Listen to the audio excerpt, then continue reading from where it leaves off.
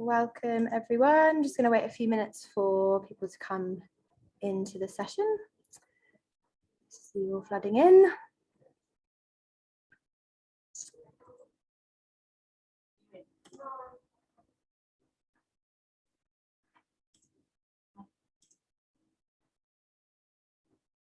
Welcome, welcome. Great, I will make a start. My name is Ren Piercy.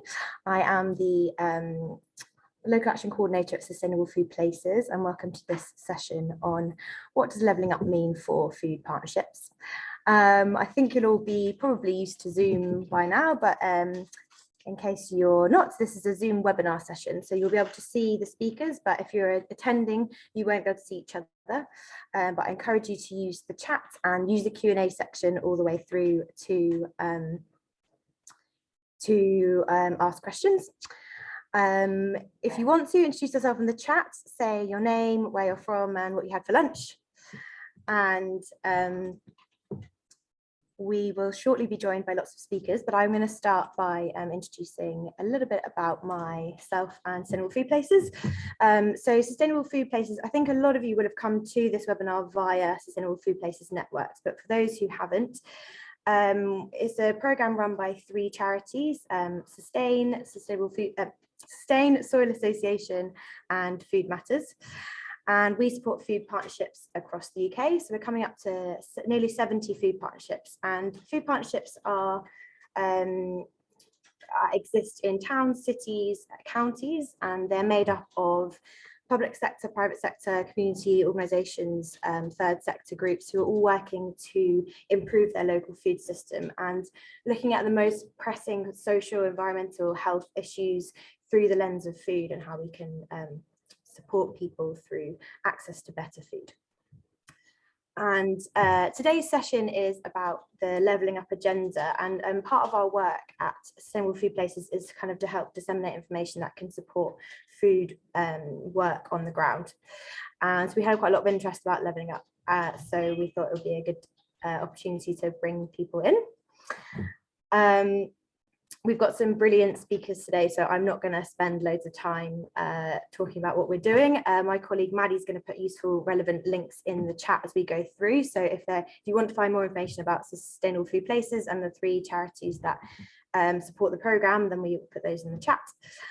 So today we'll be joined by four different places. I will actually just share my screen to show you the agenda, because that might be useful to see. Is that going to work? There you go. So I'm lucky enough to be joined by Philip Clifford from the Local Government Association, who is going to give us an overview of the very long levelling up white paper, which had some really interesting information in it, but I'm sure a lot of you have not had time to read and reflect on what's in it. And we'll then be joined by Emily O'Brien, who is my colleague at Sustainable Food Places, who will kind of help to reflect on the white paper through a food lens and what it means specifically for food partnerships and local food systems. Within the wider levelling up agenda is some of the funding that was announced last year. So within the white paper, there isn't that much money associated with it, which I'm sure my colleague will come to. But last year, there was a series of different government funding that came out that we're going to hear from 2 different places in Derry, Northern Ireland, and Falkirk in Scotland about how they've used the 2 different funds, levelling up funding and community renewal funding, to support food work on the ground, and I'm really excited about hearing from them. So I will stop waffling, but I encourage you to use the Q&A, use the chat, and we'll come back. We have 2 opportunities for Q&A, so if we can't come to you in the first round, we'll try and come further along in the session. Yes, I will leave it there. I'm going to pass over to Philip to introduce himself and talk a bit more about the levelling up white paper. Hello, right, let me see if I can slide my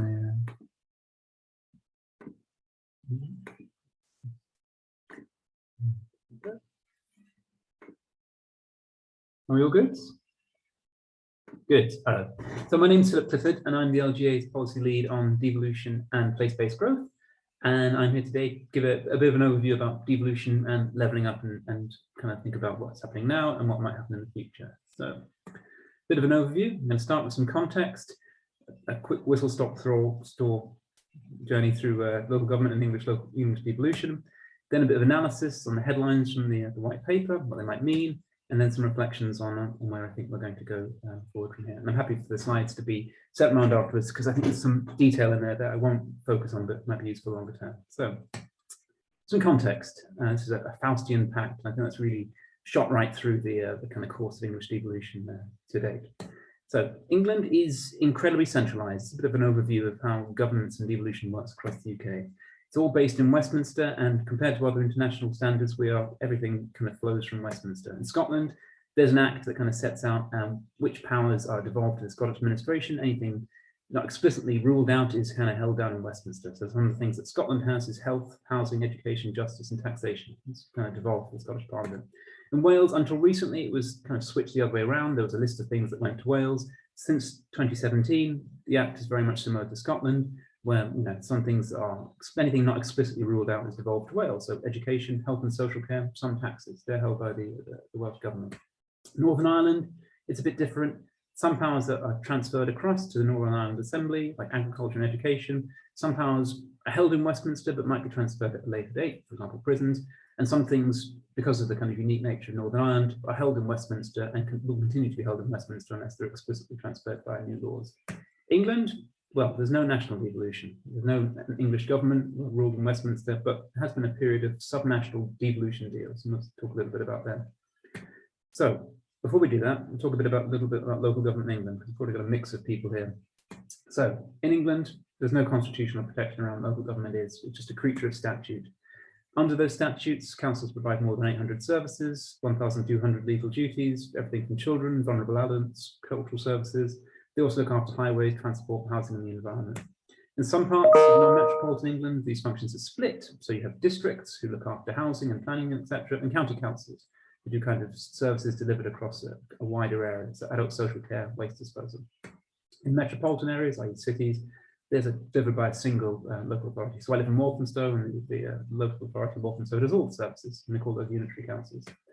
In city regions, in London, Greater Manchester, these local delivery functions are supported by subnational strategic authorities. And we'll say a little bit more about those in a second. But for Manchester, you've got the Greater Manchester Combined Authority, which is made up of the 10 Manchester boroughs. And in London, well, you've got the Greater London Authority, which has a slightly strange relationship with London local government, but they're supposed to sit on top of kind of local delivery functions. At the very small scale, you might have heard of parish councils. There are 9,000 of those, and they're not everywhere, but they kind of do a variety of powers, everything from kind of grass cutting to also kind of delivering some local services. And some stats, I always like to have stats, 20,000 councillors across 2 million employees. We spend about £50 billion a year. So crucial thing is local government, it's complex, does a lot of services, it's not constitutionally protected. All those services are individually agreed with national government. So also important, local government finance. I only say a little bit about this because it's important, but also quite complicated. The important thing is that since 2010, local authorities in England lost about 60% of their spending power. The graph on the screen kind of sets that out, and also sets out how the balance is shifted. So the blue block is government grants. This is cash that comes down in chunks from government. You can have various bars like council tax. You can see that yellow one getting bigger and bigger. So funding is increasingly reliant on revenue raised locally. The trick is that councils raise it, goes back into the centre, the money gets circulated around and then comes back out. So there's a very limited amount of control that councils have over the council tax. And some things you'll have seen perhaps the council tax going up, well, that's because government is increasing responsibility and not properly funding it. So adult social care is a classic example of that. This other little kind of groovy graph with little spots shows if we are right down in the corner, that kind of greenish aqua color, and that kind of shows the subnational tax but revenue kind of, or basically the devolution of taxation essentially. And but it just reinforces the point that by international standards, we are incredibly centralized, very little control for local government to actually raise the money in order to kind of deliver these services. We're reliant on the UK government actually coughing up the cash. So local government in the UK, in England, is highly underfunded and also incredibly controlled by the centre. Classic, who controls the purse strings, controls a lot of the destiny. So that's English local government. let's go on to the kind of deal process. Back in 2015, the Treasury under George Osborne and Greg Clark launched a process of devolution. 34 bids from across the country. You can see them kind of mapped out on the map there. Very in depth, very in detail. Some of the kind of places, essentially, if you have more capacity to develop your own devolution deals, you're probably in a better place to put a bid together. These are reviewed by a cross-government team, looking at kind of deliverability, ambition, consensus. Those that passed went to face-to-face political negotiations. These are teams of councillors, local government reps, going down, sitting down with the minister and trying to thrash out a deal. At the same time, the government has a strong preference for a directly elected mayoral combined authority. It's important. So essentially, your Andy Burnhams, your Andy Streets, your Ben Houchins, your regional kind of subnational mayor. And there's a bit of a kind of conga line there, kicked off in 2014 with the Greater Manchester Combined Authority, who've been working for 20 years to get to that point with a kind of AGMA, the old association of councils in Manchester, all the way through to May 21. If you've got the time to look afterwards, you'll see there was a bit of a pause. The Theresa May wasn't particularly interested in devolution, so things kind of stopped. And here's the graph of a map of where we are now. The green areas are where there's been devolution deals, the orange areas are the ones that put in but didn't get there, and the white areas are those that didn't go in for devolution. From the map, you can probably quickly deduce that devolution has largely been centered in urban areas. A lot of areas also went down the route trying to get hold of this devolution, didn't get it, and some areas like Kent, like Central Beds, didn't apply for whatever reason. Very quickly, kind of the powers. Most of the devolution deals will come out of the Treasury, very much rooted in focusing on economic intervention, skills, growth funding, transport and housing. Some elements like health, public service reform, justice, crime, there was a bit of an intervention there, but mainly focused on this idea that Greater Manchester, Liverpool, Birmingham, they weren't punching at their kind of economic work, this kind of whole economic rebalancing. There's a strong sense that, some of the mayors and people who went into this managed to get some powers out of the centre, but other departments like DWP, DFE, they weren't keen to play ball. The powers didn't end up. Very, very strong impetus and focus on new mayors, and kind of the division of powers between the mayor and combined authorities was kind of negotiated separately. Great London Authority, if we had time, it's completely different. But it's interesting to note that Greater London Authority was set up under the Labour government, all set out in statute, all the powers locked in. Everything else under the coalition is very much secondary legislation, very much kind of, hand to mouth, can be taken away easily. And as I say, this is the point I've just made, mayoral combined authorities, picture co-design, secondary legislation, not really much to kind of lock them in the way that Greater London has. They kind of broke the mold with Greater London. So that's your kind of whistle-stop tour through English local government, a bit of analysis on the white paper. Headline, which hopefully we're going to talk a bit more today, is the 12 missions under 4 headings: boosting productivity, spreading opportunities, restoring pride, and empowering local leaders. So already a much broader canvas than the previous Osborne-Clark era of kind of economic rebalancing. We're going to see some new devolution deals. We've got 9 mapped out there. The important thing, which the LJ is pretty pleased about, is that they're all going to be on non-metropolitan areas. So areas that missed out under the last chance, with a focus on cities, are now getting a chance to get involved in devolution. We're going to see a new MCA in York and North Yorkshire, similar offer to Cumbria, who's just been through a process of local government organisation.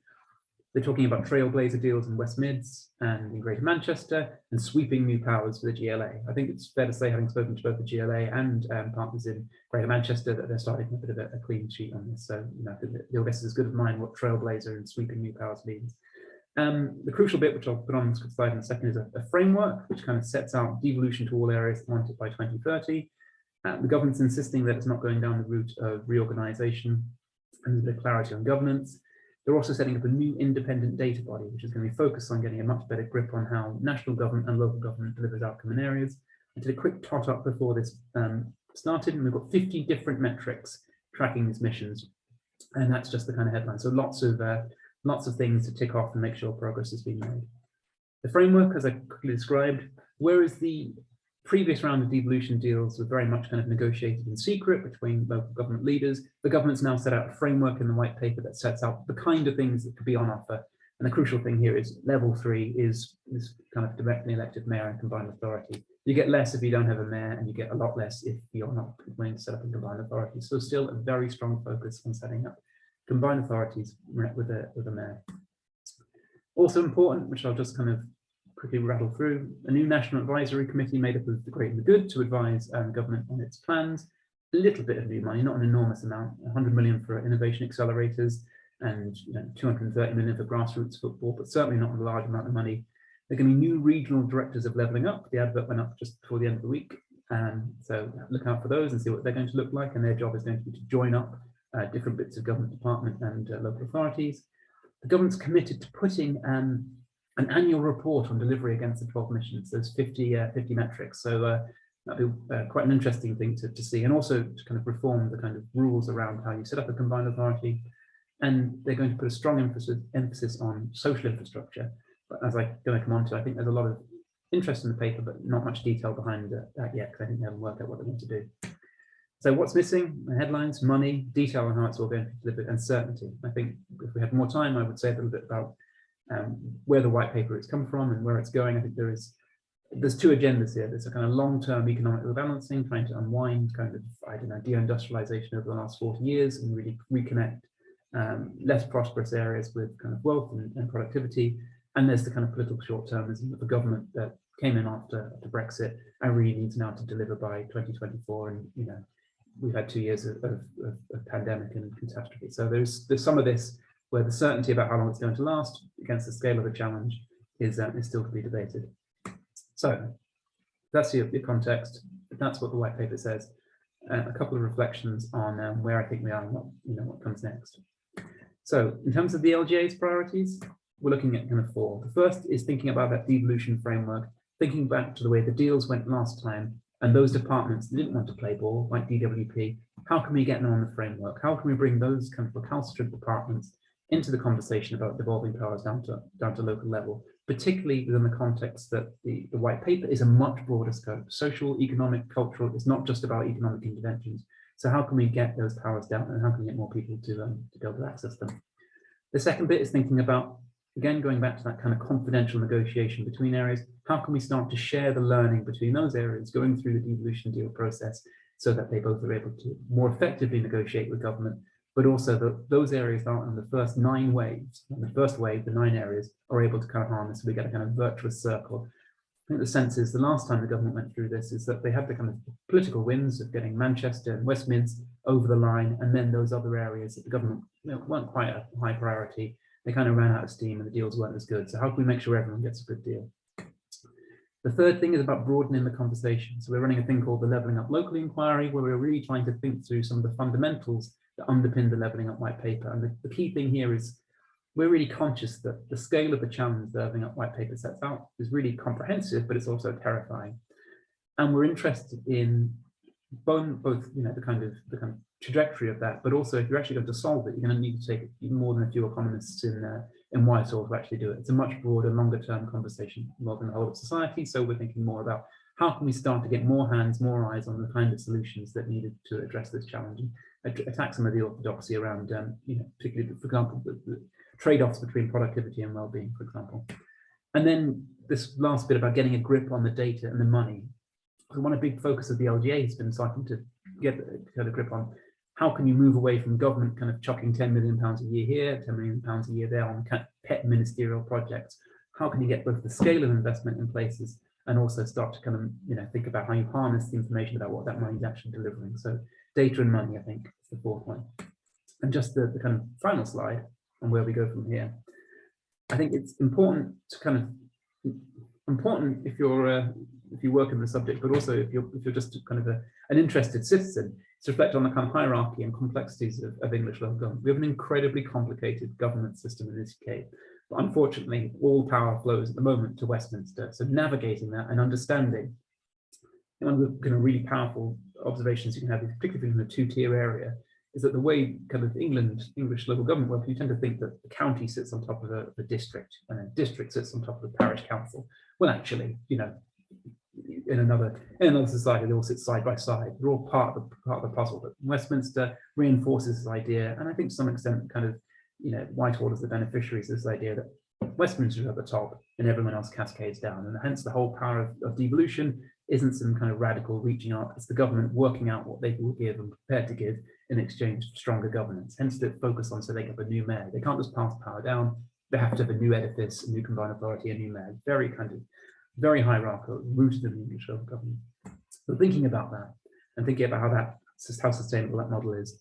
The second bit, I think, is touched on when I talked about the levelling up locally inquiry, about the idea about dialogue and the need to invest in the creation of actually genuinely shared local visions. We're seeing some of this debate around culture, where you've got a culture secretary and a department. It kind of gives the impression that you can kind of howitzer culture out of, from a cannon in Whitehall and just kind of shoot it into places. When actually it's much more interesting and much more sustainable to think about how culture can be created indigenously. And you can even see this within the context of the Levelling Up Fund, where there's a big focus on pride and place, and I'm thinking about money to make places more attractive, more sticky, more desirable, but the kind of timing associated with that means you can't even get planning permissions from point down. So some of that, trying to think about what's actually needed locally.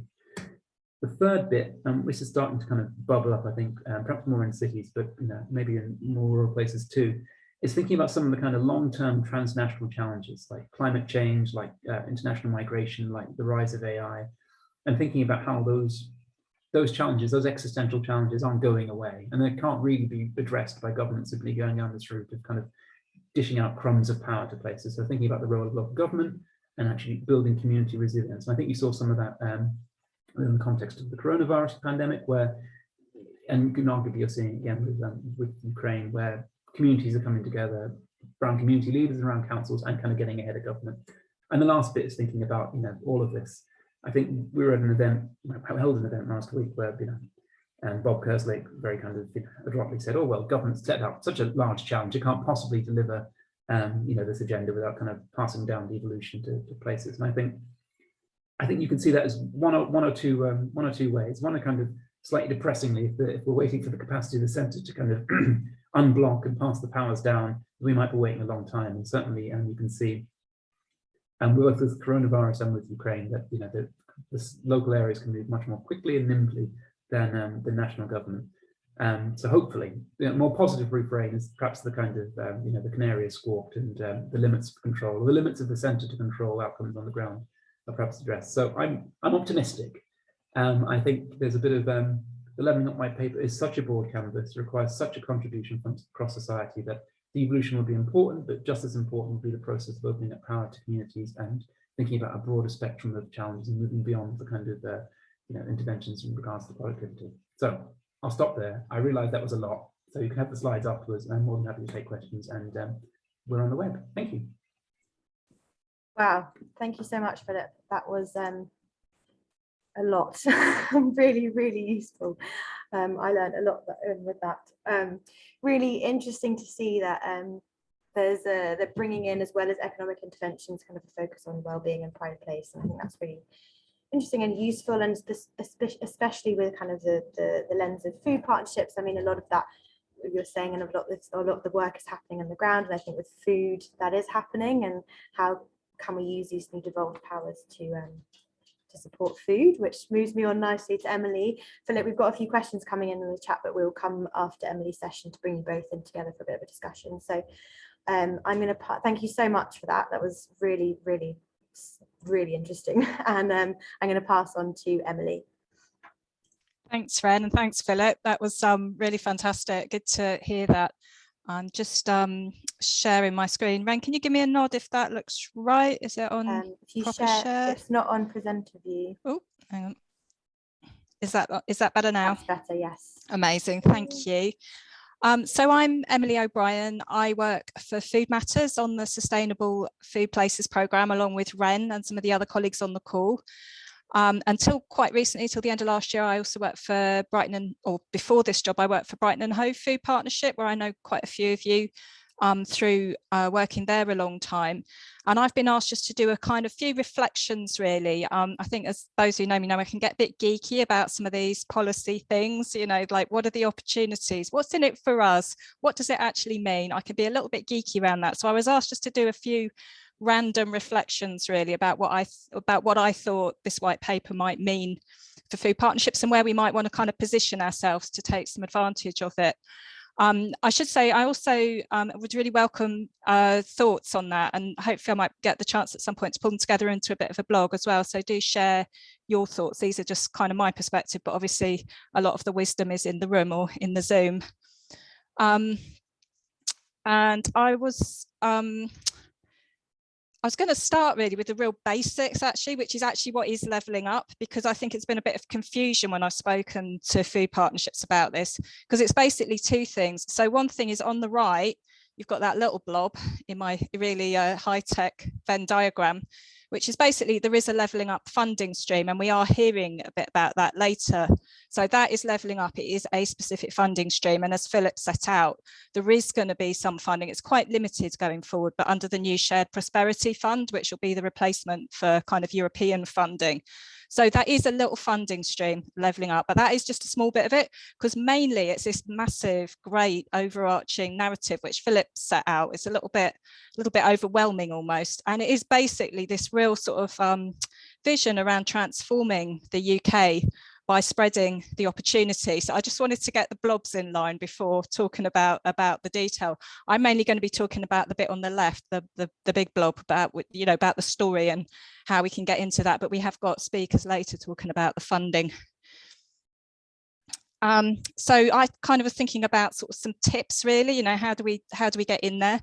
I think my advice, whether you're thinking about a funding bid, you know, specifically on levelling up, or around tapping into the big agendas, is actually to use the language. So often, you know, we put in for what we want to do, but we need to put it in the language of the people we're selling it to. And I think it's really important as food partnerships we start to do that. I think the other thing to say is actually, you know, Philip set out really well how complicated some of this is going to be. It's a massive agenda. And one of the things that will have to happen is there is going to have to be some serious kind of partnership working at a local level, what Philip was calling a shared local vision.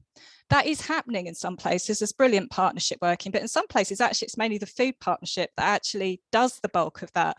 So there might be something around selling that vision of how we enable partnership working to deliver on some of these agendas. And also, you know, just actually some of the outcomes that the government will be wanting areas to achieve as part of this really challenging agenda really fit into our food partnership agendas. And then I suppose the other thing I would say is just thinking going forward is it's probably helpful to start using some of the language actually when we describe our activity a little bit going forward, just to make sure we're ready, so that if there is something, whether it's funding or another opportunity, that we're kind of ready and poised with the language ready. And you know, I think that will help us to be in a good position. So I was just going to touch, and Philip's talked about some of these things already, but I was just going to say some of these sort of opportunities or the good bits in the Levelling Up white paper. Well, food is in there, which is a plus. It's made explicitly in there. And there's also reference to the National Food Strategy, which a lot of us were really pleased to see, although there's some fear about the kind of, you know, levels and potential watering down on that. And it does reference that the food strategy white paper coming on the back of Henry Dimbleby's food strategy will be coming soon. There's also some stuff in there about piloting the monitoring or the better enforcement of school food standards, so better compliance with school food standards, which is really important. There's some stuff about school food education. I think it's got a slightly more governmenty, grandy term about school food revolution, I think it's called. But that's again, another thing that's been really welcomed, I think, you know, not just through food partnerships, but the wider food movement. There's also a pilot in there of a community Eat Well programme, which is a sort of social, which is a kind of exercise and healthy food on prescription idea. Again, come out of the National Food Strategy, a bit like, you know, I think the kind of the pilots in this have all come out of the National Food Strategy. But again, that's something to watch out for if that's your kind of area that you're into. There will be some pilots coming forward. There's also these sort of much bigger things. It's a really big document. It's literally hundreds of pages, and there's a lot of policy in it. Philip did an amazing job on touching on quite a lot of it. But there's all sorts of little bits that are probably worth doing a text search on the giant document. For instance, one of the things that I was noted is this much more localized approach to skills and training, so that employers can get much more involved in skills, and that will happen at a much more local level through, for instance, through councils in this new sort of slightly devolved devolution setup. And I think that's, you know, something that I think in the food sector we've really struggled with, the fact that, you know, food employees, the food industry, I think, employs between something like 1 in 8 jobs, isn't it? And the economy are part of the food economy. If you start back at farming and then go into kind of all the way along the chain to retail and hospitality, and yet the training is really fragmented, especially around anything to do with kind of the sustainable food agenda. So there kind of might be all sorts of kind of weird little opportunities coming through like that. And then I suppose the big one is these 12 national missions that Philip also mentioned. And they're really high level outcomes that need to be achieved through this agenda. And they come with measurement, as has been said. And I was sort of talking to someone about this the other day. I was kind of saying it's a bit of a carrier bag, really. These outcomes, these missions cover everything from like health to well-being, pride in place, there's education, there's employment and productivity, loads of stuff that does really, in many ways, fit our local food partnership approaches. But also, I think there's something about the fact it's a bit of a carrier bag. I found myself being a little bit critical about the fact it was so broad reaching and sort of systemic almost. It was going across everything.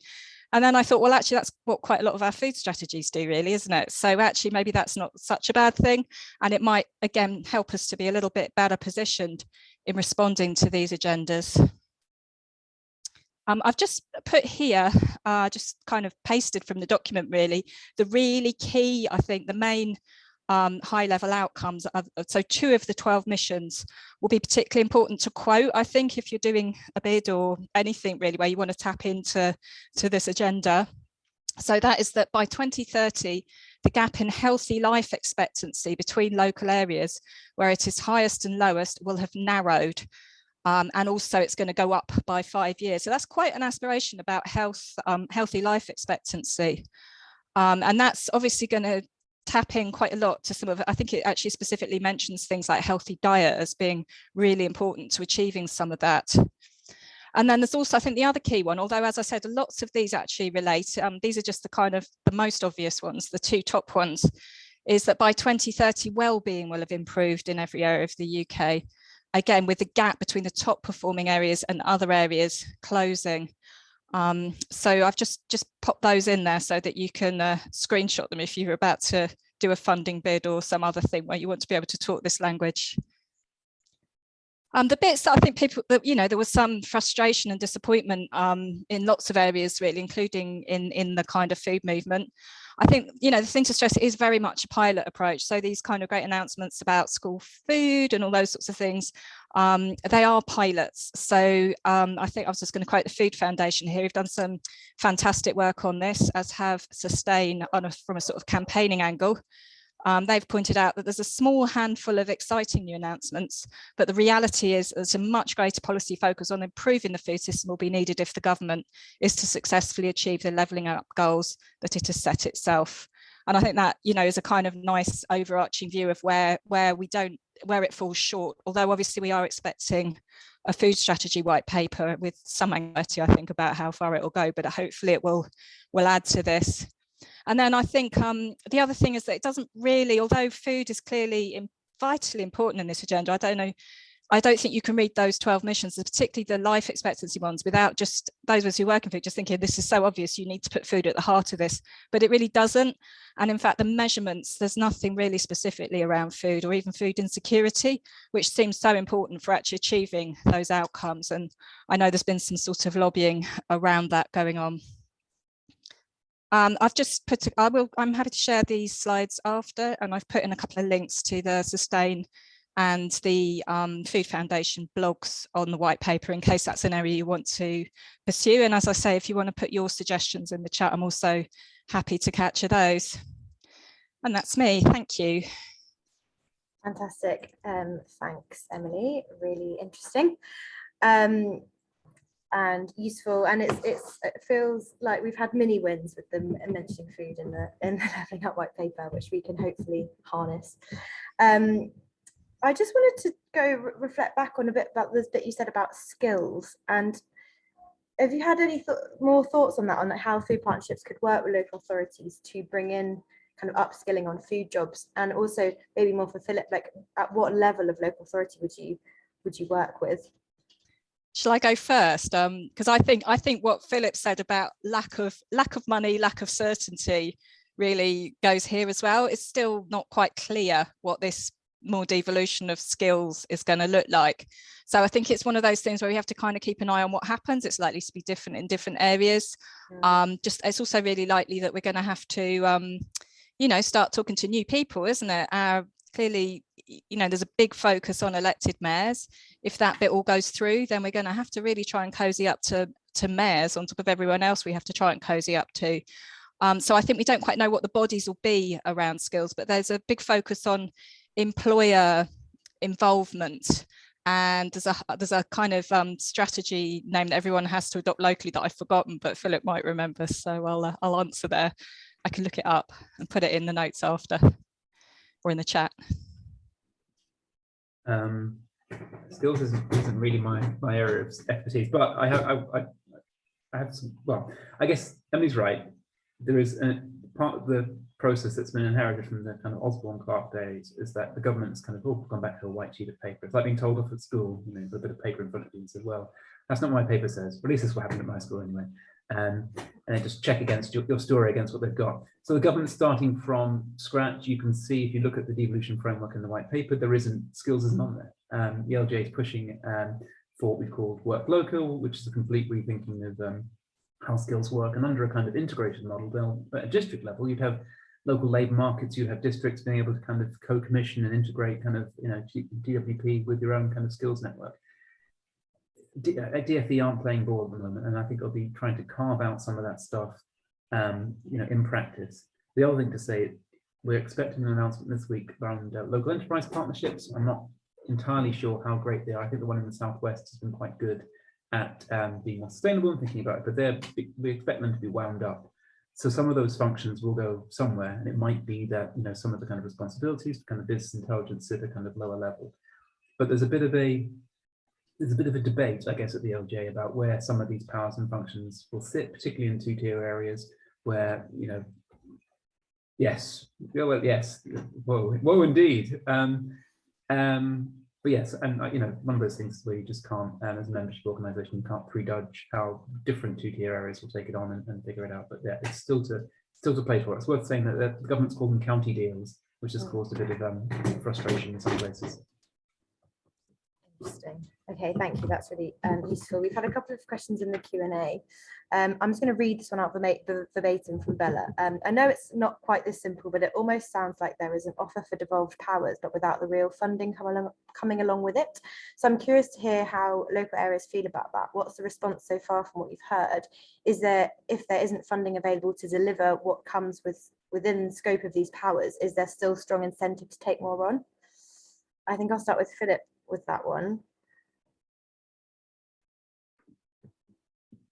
So I think there's two ways into this. I think the first is that in the past, the government has used the kind of rhetoric around devolution to pass down things like responsibility for the single person's discount on council tax, say they're devolving responsibility, but actually, it's a cost chunk. They pass the responsibility and don't pass the money. So sometimes they gets wrapped up into it. So there is definitely definitely a tendency to kick stuff down that the government doesn't want to pay for anymore. But there isn't much money in it. But I go back to the context earlier. The UK is so centralised. The government holds the controls of everything, even kind of removing a cattle grid. You have to go down to Westminster and get the Secretary of State to sign off on the removal of the cattle grid.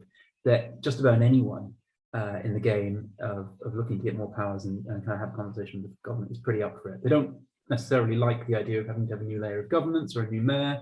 That seems redundant, particularly on some of the you don't need a mayor to remove the cattle grid, or to have renegotiate your right to buy district council or whatever. But I think it's just so constrained that they take the powers even if there isn't necessarily amount of money involved. There is some money in the previous deals. I think it was like 30 million a year for 30 years, which some of them use as a kind of earn back and an investment, but it's not big bucks. But yeah, just having the freedom, I think, is the important thing. Emily, so you might not know, but she's also is a counsellor. So I wonder if you want to have any reflections with your counsellor hat on. Oh, I was going to wear my food partnership hat. I can wear either. One, yeah, I think it's just wearing either. I think there is a frustration about the resources. There's a very grand vision. A lot of the money in there has already been announced, and I know areas are worried about delivering I think the other thing is just to flag is how chaotic it can be if people do start reorganising, working in different ways, having to get mayors in. That's actually can hold people's progress up. So there's an opportunity for food partnerships there to do some of this partnership working and bringing together. But there's also a challenge, and I've been speaking recently to areas that are undergoing different types of local government organisation, and it kind of really hampers I think some of the staff in councils, their ability, some of the officers to engage around food partnerships and things like that. So yeah, I mean there is a lack of money in terms of the scale of ambition, but on the other hand, you know, I guess council's going to have to be looking local to the creativity within their communities as well. So you know, it's not going to happen without that. So I think there's also an opportunity there. Yeah, opportunity for food partnerships to set the agenda, maybe, hopefully. Quick question from Sam. Is funding available to any institution, i.e. independent charities, or to a tier of local government only? Oh, Philip, do you want to answer that one? I think it's the UK Shared Prosperity Fund is probably your best option. I mean, there is the community. There were 3 funds announced. They all kind of blur into one. Community Assets Fund, which is they're trying to get off the ground. Yeah, ownership fund. There's that Community Rural Fund, and I think the UK Shared Prosperity Fund is supposed to factor in all of this. I guess funding design isn't really my bag. I think they were going through a process where they're trying to, because there is so little money in the white paper, they're trying to think about how much they can get bang for the buck. And I tried to touch on this in my presentation, but there's a lot of stuff around increasing social infrastructure, but they haven't really figured out how to do it. And I think to make this real, so they haven't committed to opening up the cash, you know, to just building it out from the centre. But I think as part of making some of these, achieving some of these metrics, there have to be a conversation between local government and charities and kind of the wider voluntary sector to achieve this. Otherwise, they're just not going to do it. Yeah, definitely. The expertise is there local, isn't it? I think I can answer that a little bit as well, if that's helpful. Just to say, I understand that the Levelling Up Fund goes to district level councils at the moment. And that's also the plan for the new funding, which is coming in, the Shared Prosperity Fund, although it's not 100% clear because it's like the pre-guidance notes at the moment. So that will change. So at the moment, it says that will go to district councils, so not the top tier. But then there's also been in various government webinars and things recently, there's been hints that actually once this shiny new county mayor model is implemented in those, you know, those areas that are 2-tier currently, it's likely to go to the top tier. So that might shift. But basically it's not completely clear, but the stuff that's coming up shortly, the round 2 of Levelling Up, there is kind of guidance and stuff out on that. And that the way, I think that's the same as the round 1, which was basically there was a list of places which scored along certain criteria, which were a little bit opaque and possibly a little bit political around which areas were going to get this money. And then if you were in that list, really, you were much more likely to get it. You're very unlikely to get it if you're not in that list of priority 1 Levelling Up areas. Great. Yes, and possibly Allan might be able to touch on that with and Emily with their case studies coming up who have managed to access the funding. But before we move on, which we will have to in a moment, we've got a question: is there enough of a focus on levelling up within areas, i.e. between social groups as well as between local areas?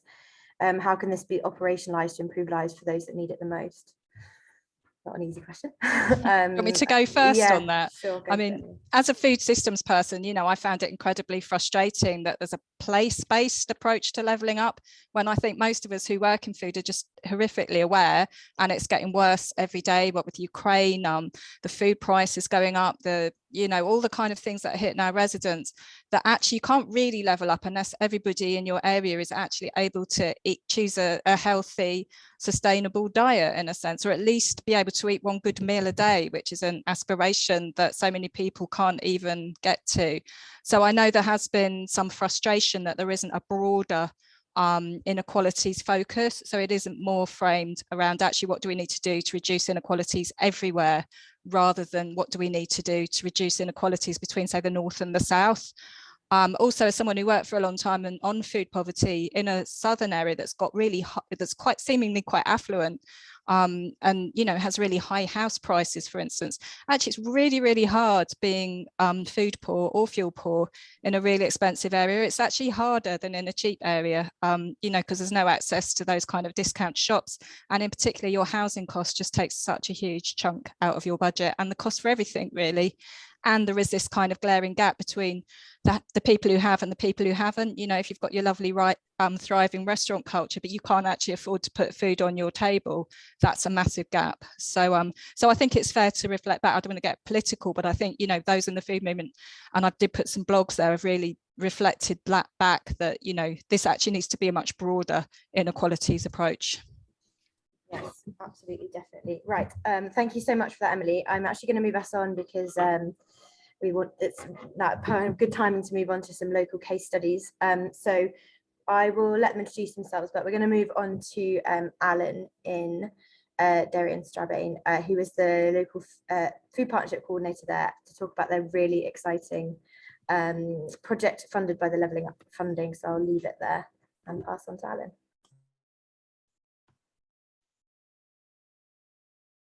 Thanks, Ren. Can you see that slide?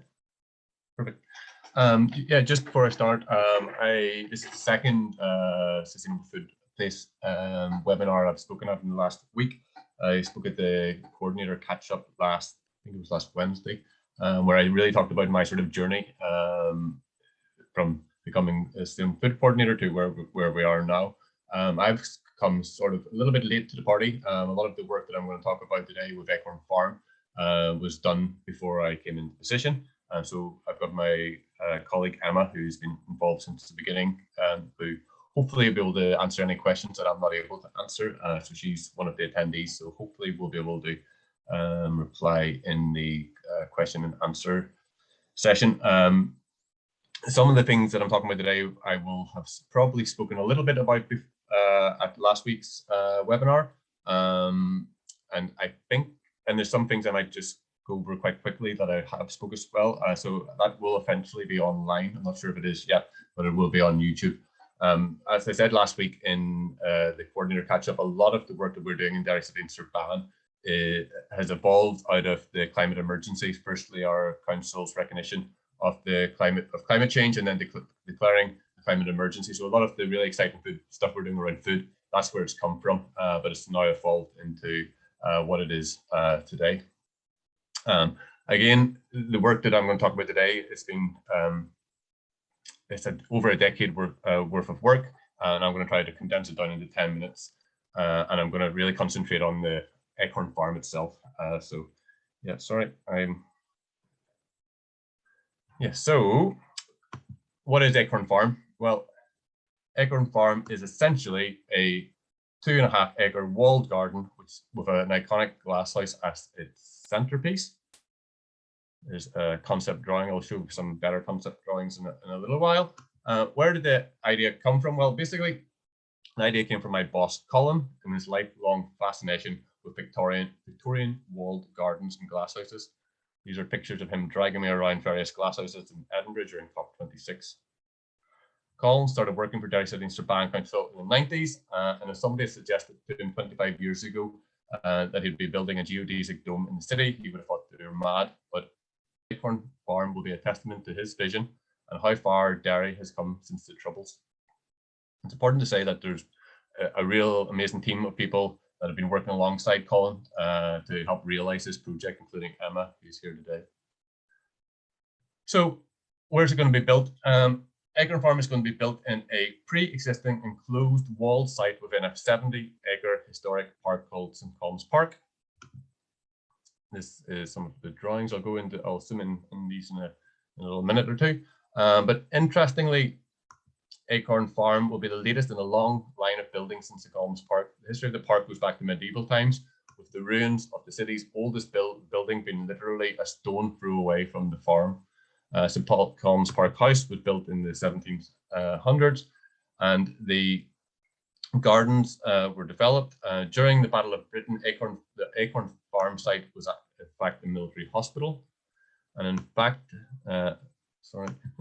the perimeter wall of the site that is still standing first appeared on maps when the site was a TB hospital after the war. Once the hospital was closed, it was used to land helicopters from the adjacent military base.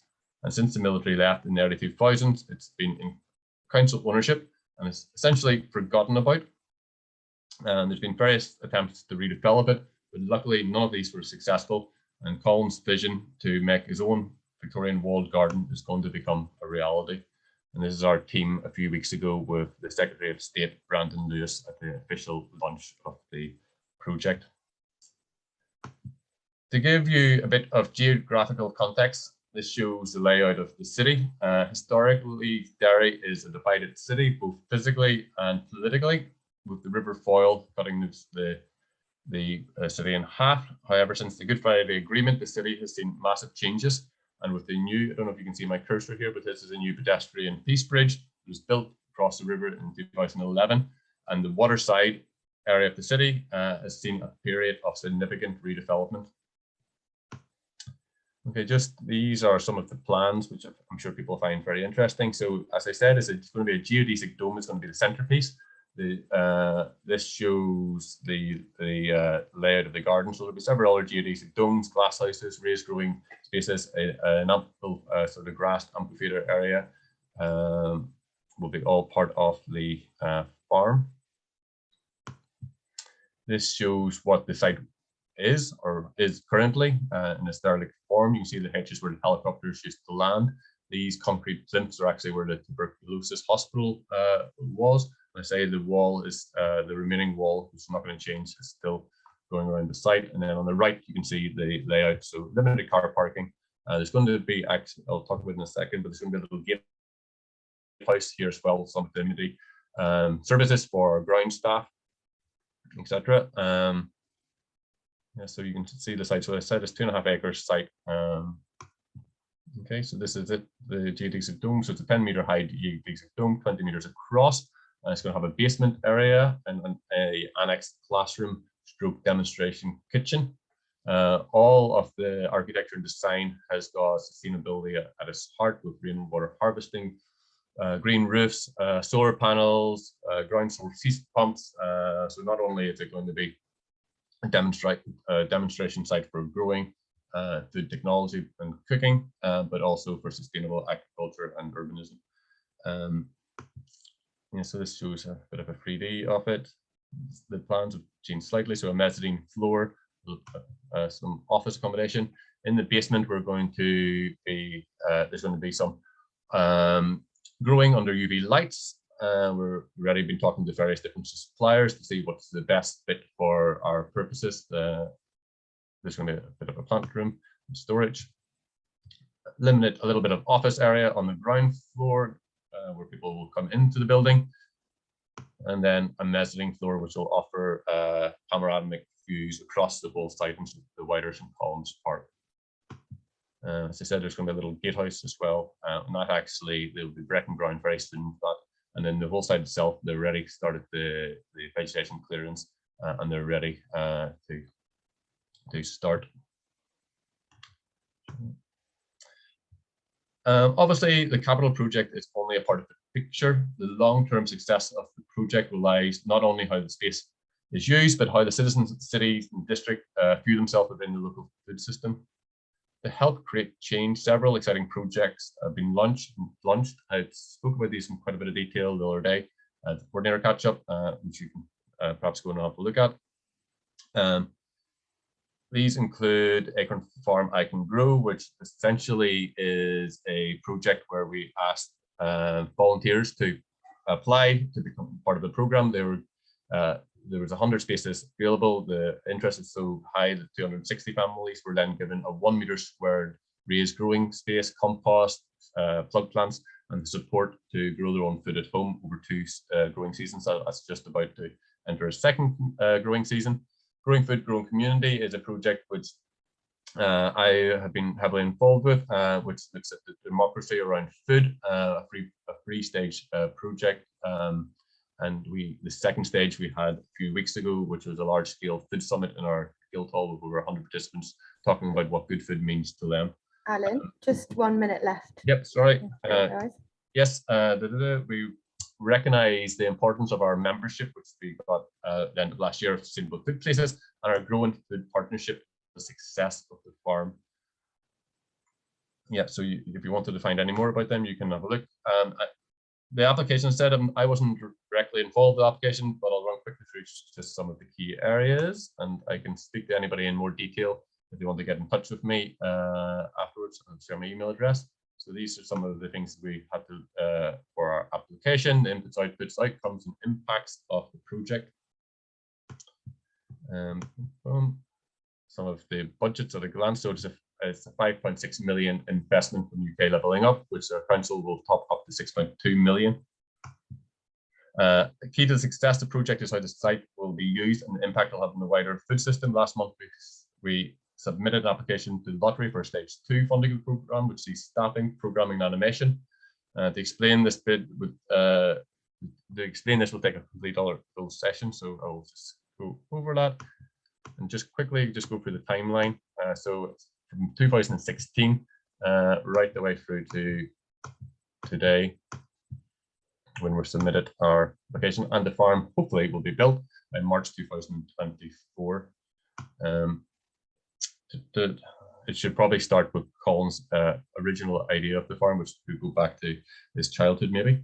And then finally, what's next? Now about sorry, I couldn't resist this. Now that with the funding in place, we realize it's not time to sit and rest on our laurels. Colin has already drawn up plans for his next vision, which is an urban food market on the opposite side of the river. And I have no doubt that this project will also be a success and become a reality. There we go. That's 10 minutes for over 10 years worth of work. Fantastic. I know, sorry, we never give enough time in these webinars to go through things, but it's really interesting to see that the Levelling Up funding can be used for project to support the kind of sustainable food production and the local food system. So that's really interesting, and hopefully that's useful for other food partnerships to be inspired. Thank you, Alan. We're going to move on to Emily and Clara from Falkirk Food Futures, who were able to access the community renewal funding for their project, and I'm going to pass on to you to talk a bit more about that. Thank you, Ren. I'm just going to share my screen. How is that for everybody? Good. Grand. So hi, I'm Emily Harvey. I work for Fourth Environment Link. My colleague Clara is here today as well, but I'm going to do the presentation, and Clara will join us for any questions that might be posed that I can't answer. So very briefly, Fourth Environment Link, we are an environmental charity. We are based in the Forth Valley in Scotland. So we cover local authority areas of Stirling, Clackmannanshire and Falkirk. And our primary purpose as an organisation is to help make our planet healthier for people. And we do a majority of our work is around taking action on climate change. And we do that through various thematic areas of work, including work on our local food system, which is what I'm here to talk about today. But we also do a lot of other thematic work around active travel as well. So very briefly, if I can make my screen work. Oh, there's a little button. So Falkirk Food Futures, well, we are a partnership programme. We're a composite of organisations in the Falkirk area. This includes Falkirk Council, NHS Forth Valley, which goes across Stirling, Clackmannanshire and Falkirk, and CVS Falkirk, which is our third sector interface here in Scotland. And very brief highlights. We've received just over £500,000 from the UK Community Renewal Fund for the Falkirk Food Futures programme. The purpose really is to address needs that have arisen in our food system because of the pandemic, but also because of the work that we're all trying to achieve in terms of lessening our impact with regards to climate change. The programme itself is multi-stranded. And one of the reasons that we were interested in the first place, apart from making change, was preparation for Shared Prosperity Fund and levelling up. So we have a vision that goes beyond just this. So we had £534,000 to spend in a really short period of time. And it's worth saying that this project didn't come out of nowhere. We did some work at the beginning of last year on behalf of the NHS Forth Valley, who were interested to understand the impact that the pandemic had had on our food system. So we carried out that work with colleagues at Bigger Economics to have a look at what the situation was for people across the Forth Valley. And as I'm sure you're all aware, it's quite a startling impact, and lots of issues going on, in particular around food poverty. So we took those recommendations from that report, and Clara and I developed an application to the Community Renewal Fund, but we didn't do that by ourselves. We very much did that in partnership with the council, the NHS, and our third sector interface. And these are just a quick overview of what we're going to deliver in that period of time, bearing in mind we're halfway through, and what the outcomes are. So the biggest element of the programme really is a grant giving exercise. So we have £300,000 that we have created a grant process for community food organisations in Falkirk to access. We have recently just been through that process and allocated the 300,000, so we're on target, which is quite good. But in addition to the grant programme, there are other elements that we plan to deliver. So there is educational programmes that will happen. We're creating a food network. We'll be delivering some digital skills and training to community organisations and volunteers that work there and volunteer there.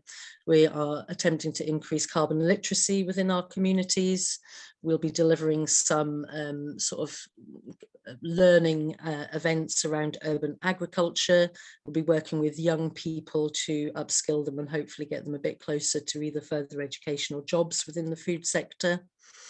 And we are also collectively working towards becoming a Sustainable Food Places member. And in addition, we will also be delivering some training and counselling to community food volunteers as well.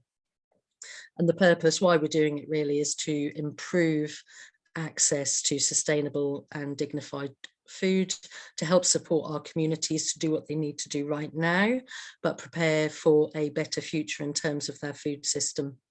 We want to have impacts in terms of improving health, and also for our food sector. So to make our food system better, we want more people growing food locally and eating food locally and buying food locally, and therefore supporting our food system as a whole, and more people working in our food system.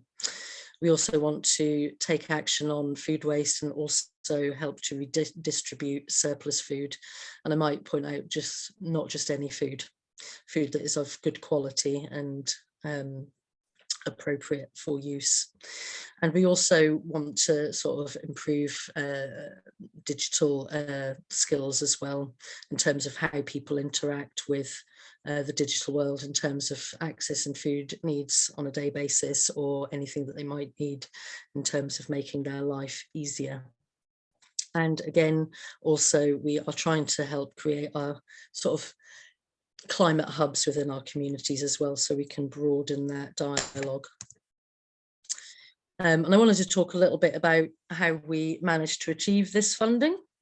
So as I said, it is a partnership programme. Forth Environment Link, we are the lead organisation. We put the application in and we manage the programme, but we operate as a collective.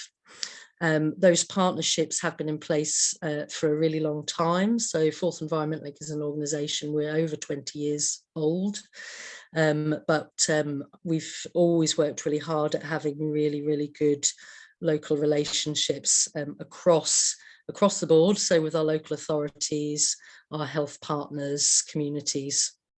And we really, most of the work we do, not just on the CRF programme, is really all about how we work together on our food system. So for us, that's a really important thing to mention.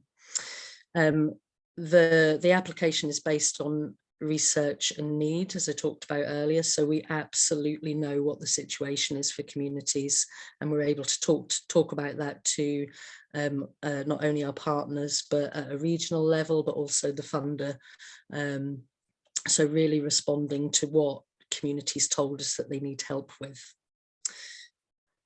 I think it was Emily mentioned it earlier as well. It was a bit about how do you use the language of the funder. So this is really more Clara's bag than mine, but it's really getting your head around what it is that what the UK CRF team were looking for. And obviously they had a lot of objectives around climate action, employability, recovery from the pandemic, all that kind of thing. But what we really wanted to see was it happen at a very local level in every community, as well as a regional kind of approach. We also were at pains to try and demonstrate within our application the replicability of our model. So it's a grant programme, it has support, it has good partnership, and it has a short-term outcome, but with a very long-term view where we want to build on it and build on it and build on it. And as an organisation and as partners, we have a really good proven track record. So we went to town on talking about what that was, so people understood that. But also we're flexible, and I think that's important as well. You know, given the timeline of how this money has come around, it's not been easy to manage. There's a lot of backwards and forwards, so you had to have an element of flexibility, which is why I've gone slightly grey over the last few months. So just as progress, we are, where are we now, mid-March. So we signed the contract around sort of November time. We're halfway through. Most of the grants have been allocated. Those community organisations have started spending and delivering some of their projects. We also have allocated all our money towards our training providers to deliver their parts. We have an evaluation framework in place so that we can understand our impact, and so we can develop future interventions, and our sustainable food place is in progress. Running in tandem to the Falkirk Food Futures programme at a more regional level, we also have Stirling and Clackmannanshire food partnerships underway. Falkirk is also developing, and we now have a commitment that we've secured investment for a Forth Valley-wide sustainable food places approach, and collectively we are working to bring in further investment. So that's a very whistle-stop tour. Happy to take questions, and I'm sure Clara will fill in any bits I've missed through the questions. Thank you. Brilliant. Thank you so much, Emily. That was really brilliant and so interesting. Loads of cool work happening in Falkirk and broader. I'm aware that Allan has to leave very soon, so I'm actually going to bring him in just to answer one question quickly before we go on to some broader questions. But one specifically for Allan was, could you tell us some details about how you accessed the funding and what the process was like?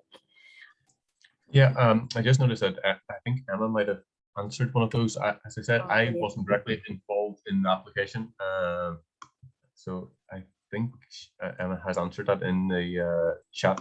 I'm struggling with the chat. Okay, brilliant. She has put some stuff in the Q&A, yep. Yes. So I know you've got to run, but thank you so and much. If anybody wants to contact me directly, I don't mind if they do, either by phone or by email. Fantastic, Allan. I will follow up with everybody's emails in a follow-up email as well, so you have everybody's contacts and resources. Fab. Thanks, Allan. It was great to have you on, and thanks for your interesting work going on in Derry. Thank you. Going back to Emily and Clara, I just really loved that you talked a lot about kind of the importance of partnerships and having a vision, and I feel like that's what's come through this whole session is using different networks and having a strong vision for work on levelling up.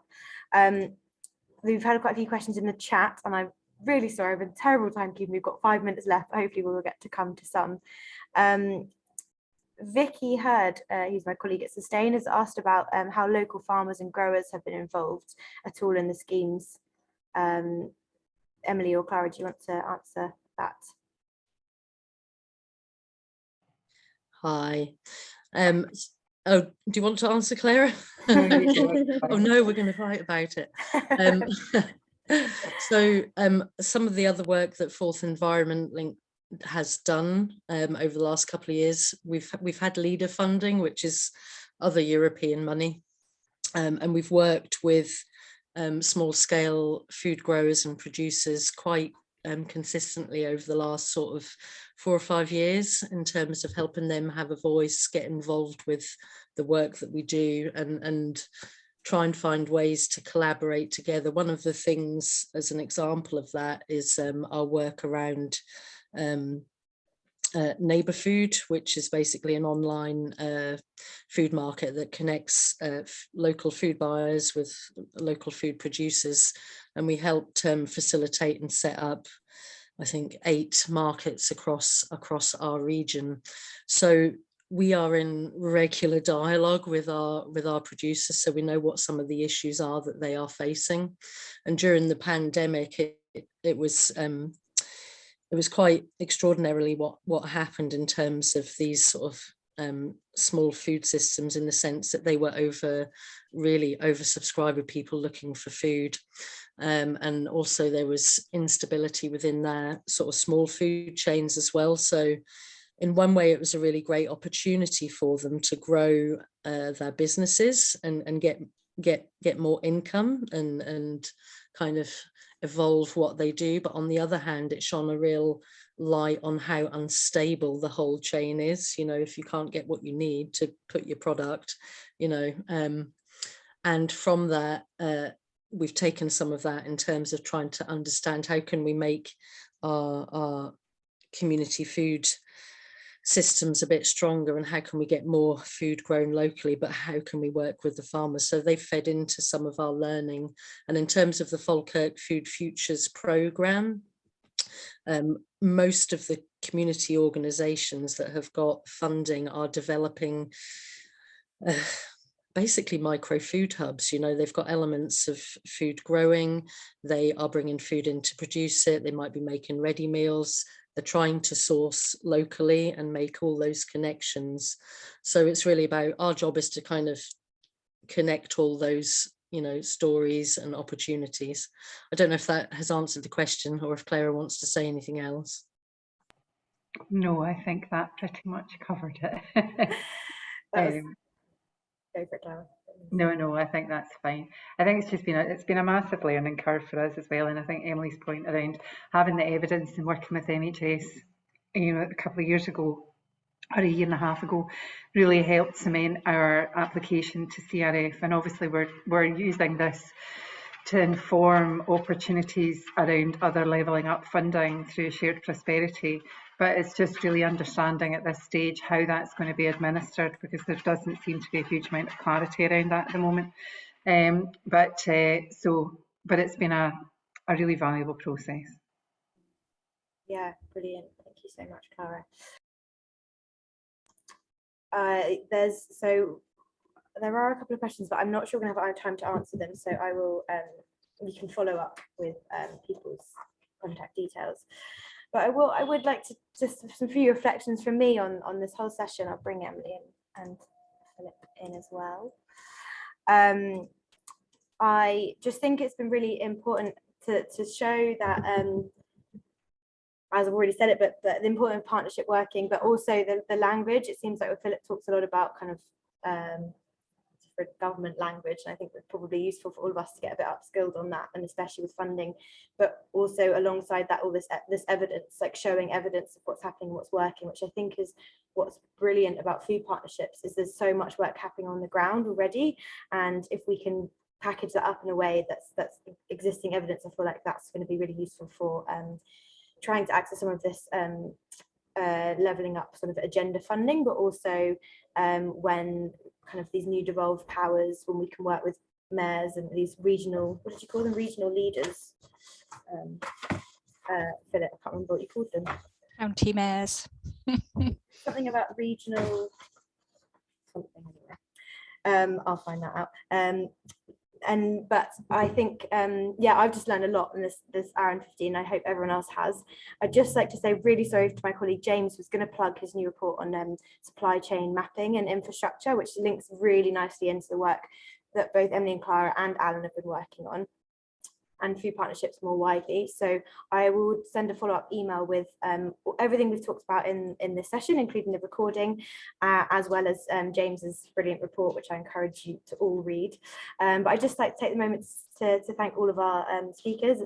I found it exceptionally useful, so I hope everyone else has too.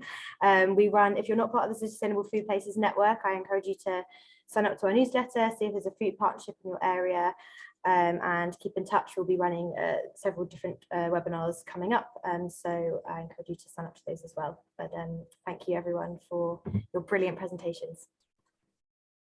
Thanks everyone, bye. Bye.